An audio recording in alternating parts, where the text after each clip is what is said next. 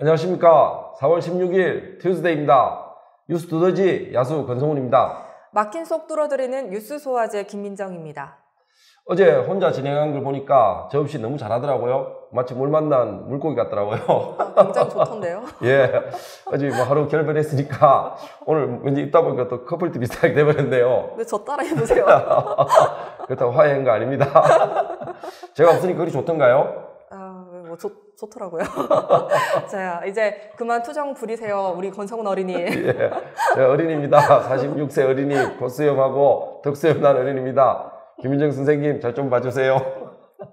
오늘 어떤 뉴스 전해주실 거죠? 네, 강한 한방이 있었던 월요일에 이어 이제 화요일 오늘 매미아 뉴스는 우리 사는 지역과 사람들의 초점을 맞춰 지역 밀착형 뉴스들로 선별해 읽어드리겠습니다. 원전 해체 연구소마저 TK 패싱, 대구 국제공항 이용객 500만 임박, 100세 시대 인생 2막, 지역의 핫 이슈, 지역의 인물들 오늘도 만나보겠습니다. 자, 그럼 첫 번째 뉴스부터 짚어보겠습니다. 원전 해체 연구소 입지 발표가 어제 있었죠. 혹시나 또 혹시나 했던 일이 또 역시나가 되고 말았습니다. 미래 블루오션 산업이라서 경북이 유치 사활을 걸었던 원전 해체 산업의 중심인 원전 해체 연구소 원해인이라고 그러죠.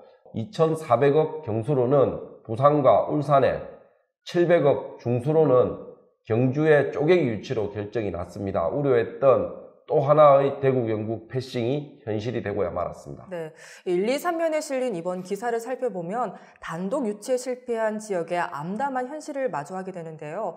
이 경주는 원전 설계, 건설, 저장, 해체 등 원스톱 인프라를 가지고 있음에도 유치에 실패를 했잖아요. 이렇다 보니까 원해연 입지 결정에 대해 정치적 판단이라는 비판에 힘이 쏠리고 있는 거 아니겠습니까? 예, 그렇습니다. 원전 최대 밀집지이자 인프라를 가지고 그동안 많은 불평과 위험에도 불구하고 에너지 정책에 헌신해온 지역민들의 분노, 이거 분노를 넘어서 좀 허탈감에 이제 빠졌습니다.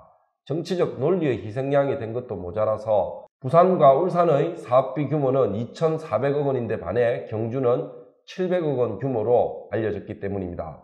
대구 경북이 마지막까지 기대를 걸었던 국책 사업인 원해연마저 쪼개기 유치로 결정이 되면서 이번 정부의 TK 패싱은 가속화되고 있습니다.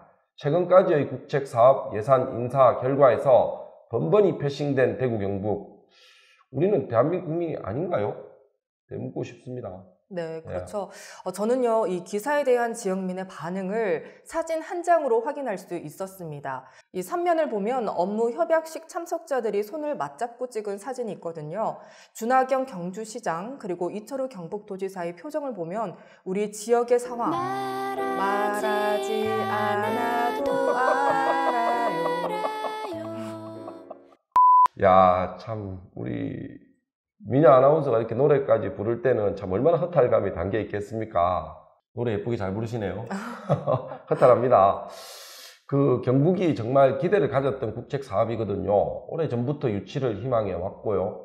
절반의 성공이라고 하지만 결국 단독 유치에는 실패를 했습니다. 금액도 한 3배 차이 나고요.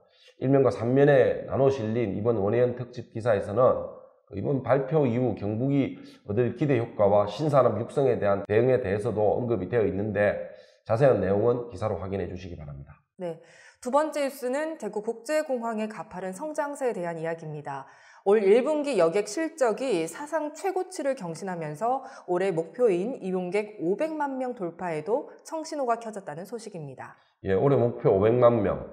대구 경북 인구 합치면 한 500만 명 이렇게 되죠. 500만 좀 넘는데 1년에 한 번씩 이용했다는 얘기가 되죠. 이런 이용객 증가에는 저비용 항공사들이 대구 경북의 여행 수요를 잡기 위해서 활발한 투자를 이어가고 있는 이유도 있습니다. 최근 일본 삿포로와 베트남 나트랑 노선, 말레이시아 코타키나발루 등 신규 노선 취항이 이어지고 있습니다. 이에 따라 한국공항공사는 대기석과 출국장을 늘려서 이용자들의 편의 향상에 힘쓸 계획이라고 합니다. 네, 오늘의 마지막 뉴스는 18면과 19면 라이프면에 실린 100세 시대 화려한 인생 2막을 열고 계신 멋진 두 분의 이야기입니다.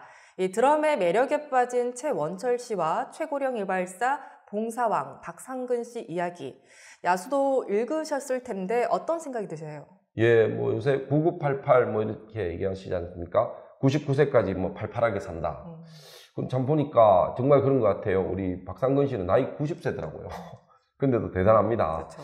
참 이게 일본에서 태어나서 유년 시절을 보내고 한국말도 채 모른 채 그 청도의 둥지를 틀고 이발 기술을 배워서 무려 70년 사는 것도 그런데 이발사를 하고 있답니다. 그 이발소에 좀 공간이 넓은가 봅니다. 그래가지고 이제 그 일부는 그 세를 줬는데 거기에 또 신문 보급소가 들어온 것이 인연이 되어서 50년 동안 그 반세기죠, 그죠? 매일 신문 지국을 맡아 또 배달도 하셨다고 합니다. 그 와중에 또 이발 봉사도 열심히 하셨고요. 이런 선행이 알려지면서 그 이익은 도지사가 현직에 있을 때 수차례 청도에 와서 청도에 있는 학산 이용소를 찾아와서 감사의 말도 전했다고 합니다. 네, 저는 이 박상근 씨의 인터뷰 중에서 노인은 계속 움직이고 사람을 만나야 건강이 유지됩니다. 가만히 앉아서 연금 날짜만 기다리고 자식 보호를 받다 보면 진짜 노인이 되는 거지요 라는 말이 정말 와닿았는데요. 그래서 다친 다리 때문에 거동이 불편하신데도 아침 운동과 목욕, 또 노인대학을 다니고 이발 봉사를 꾸준히 하신다고 합니다.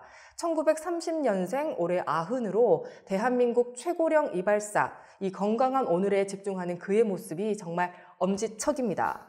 예, 그렇습니다. 내일 할 일이 있다는 게 참 얼마나 행복한 일인지 모르겠습니다. 저도 자기 전에 내일 할 일을 한번 생각을 해보는데 나이가 들어도 마찬가지인 것 같아요. 한 80, 90 되신 분들도 내일 일어나서 할 일을 생각하면 폐지를 준다고 해도 마찬가지겠죠. 이게 사람이 희망을 붙들고 산다는 게 그런 의미가 아닐까 싶고, 우리 박상근 씨도 90 노인이지만 내일 하루에 뭐 할지를 생각하고 산다는 것이 참 어떻게 보면 건강의 비결이 될 것 같습니다. 그리고 제가 그 구독자 3만 명이 되면 수염을 한번 이렇게 대머리는 아니고 수염을 민다고 공약을 내그랬는데 기억하시죠? 이 공약을 그 청도 학산 이발소에 가서 한번 좋을 것 같은데요? 이걸 좀 과정을 한번 찍어 보겠습니다. 박상근 어르신 빠른 시간 내에 뵙기를 기대합니다. 네, 이어서 드럼에 푹 빠진 전직 교장 선생님 최원철 씨, 드럼 예찬론도 솔깃합니다. 이 최원철 씨에 따르면 드럼을 하면 몸과 마음이 모두 건강해진다고 합니다. 예, 그렇겠죠. 두두두두두두두 땡, 그죠? 우리 매일신문사 편집국장도 드럼이 취미인데 이게 양손과 양다리를 모두 움직이다 보니까 1시간만 쳐도 사실 온몸에 땀이 나고요. 손과 발을 따로 사용해야 되니까 고도의 집중력이 요구되고 이게 치매 예방에도 큰 도움이 된다고 합니다. 그리고 이 드럼은 그 다른 악기들과 함께 연주하는 악기라서 이렇게 어떻게 보면 호흡, 이렇게 인간관계에도 사실 도움이 많이 됩니다. 밴드에 보면 그죠? 항상 드럼이 있죠, 그죠? 저 역시 좀 이렇게 인간관계에 다소 좀 문제가 있는 사람이라 가지고 저도 이 드럼을 좀 배워야 되지 않을까. 꼭 배우세요. 빠바바바바. 자, 이 야수 드러머도 참 이렇게 좀 나쁘지 않은 것 같습니다. 제가 외모도 심상치 않고 이래가지고 우리 드럼을 한번 시간이 나면 한번 배워보도록 하겠습니다. 보고 저한테 반항이 있기 없기? 없습니다. 네, 교장 직무 연수 때 잡아본 드럼 스틱에 매료돼 퇴직 후 선택한 취미인 드럼으로 밴드를 구성해 재능 기부에도 꼭 나서고 싶다는 소감을 밝히셨는데요. 어서 빨리 그날이 오기를 기대합니다. 매일신문과 매미아가 응원하겠습니다. 화이팅! 화이팅! 드럼 열심히 치십시오. 자, 오늘은 우리 지역의 삶과 이야기를 다룬 화요일 뉴스 마음에 드셨습니까? 화요일은 좀 지역 밀착형 뉴스로 가고 뭐 정치라든지 경제라든지 전국적인 얘기보다는 지역 뉴스를 하겠습니다. 그렇다면 구독, 좋아요, 알림 설정 많이 눌러주세요. 그리고 오늘 또 어제 잠깐 야수의 이빨 때문에 내지 못한 약효 퀴즈가 있습니다. 그래서 월요일, 화요일을 오늘 동시에 내도록 하겠습니다. 간단하게 두 가지를 내도록 하겠습니다. 지금 방송을 공부하다 보면 꼭 알아야 될 이론이 하나 있습니다. 많은 사람들이 다수의 의견이 아니면 많은 사람들이 믿고 있다고 생각하는 쪽으로 따라가는 그런 이론이 있는데 자막으로 퀴즈가 나가도록 하겠습니다. 그리고 오늘의 퀴즈도 이게 중국 그 명나라 말기에 홍자성이 그 유교 사상을 그 줄기로 해서 이렇게 통속적인 처세 철학서를 낸 게 있는데 역시나 자막으로 하고 월요일, 화요일 그 약효 퀴즈 잘 챙겨주시기 바랍니다. 네, 매미아 오늘의 뉴스는 여기까지고요. 내일의 뉴스 이화섭 기자가 전해드립니다. 내일인 4월 17일 매일신문에 실릴 주요 뉴스 간단하게 살펴보겠습니다. 매일신문은 내일부터 1년 남은 총선에 관한 기획 시리즈를 3회에 걸쳐 연재합니다. 첫 번째로 현역 국회의원들의 상황을 살펴봅니다. 2008년 이후 중진들의 생활률이 35%에 머무르는 가운데 대구 경북 지역 국회의원들 중 몇 명이 살아남을지, 그리고 대구 경북의 핫플레이스는 어디가 될지 짚어보겠습니다. DGB 금융지주가 차기 은행장을 육성하는 첫 프로그램인 포텐셜 아카데미를 열고 경영승계 작업을 본격화합니다. 육성 대상 임원들을 참여시켜서 외부 강사를 초청해 다양한 상황에 대한 롤플레이와 면접 등을 진행할 예정이라고 합니다. 자세한 내용은 내일자 매일신문을 통해 확인하실 수 있습니다. 포스코의 갑질에 협력업체들이 도산위기에 처해 있다는 소식이 내일자 매일신문을 통해 보도될 예정입니다. 협력업체들이 포스코에 당한 갑질이 대부분 비슷한 패턴을 보인다는 점이 주목할 만한데요. 한 업체는 말을 못해서 그렇지 업체들의 고통이 엄청나다라고 토로합니다. 포스코가 어떤 갑질로 협력업체를 위기에 모는지 내일자 매일신문에서 자세히 보도해드리겠습니다. 참고로 내일의 뉴스 내용은 매일신문 지면 사정에 따라 변동이 있을 수 있다는 점 양해 부탁드립니다. 내일 매미야에는 별별톡톡이 진행됩니다. 별별톡톡에는 6세 마라토너가 출연한다는데요. 성인도 하기 힘든 마라톤을 어린이는 어떻게 뛰었는지, 그리고 어떤 모습일지 저도 참 기대됩니다. 내일 매미야 많이 기대해 주시고요. 오늘도 시청자 여러분의 하루하루 나아지는 삶을 응원하겠습니다. 4월 16일 매미야 이것으로 마치겠습니다. 감사합니다.